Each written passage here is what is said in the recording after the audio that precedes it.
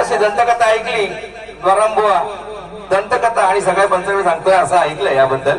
देवी फार पुरातन आहे आणि इथे ना या जंगलामध्ये एखादा बैल किंवा एखादी गाय जरी चुकली आणि ती गाय घरी जरी येत नसेल तर इथे यायचं देवीला वंदन करून तिला शरण जाऊन देवी काय चूक झाली असेल तर तुला काय तुझं बाबा नारळ तर फोडणारच पण काय मानपान तुझं असेल काय तू अशी रागावू नको रुसू नको माझी गाय माझा बैल घरी येऊ दे असं मी दंतकथा ऐकली.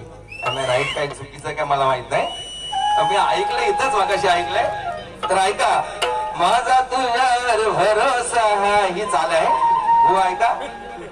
मुजबा देवी आहे सत्वाची माऊली तिला नारळ फोडल्याशिवाय तिला मानपान दिल्याशिवाय तुमचा बैल असो की गाय तुमचा बैल असो की गाय घरी वापस येतच नाही. तुमचा बैल असो की गाय घरी वापस येतच नाही.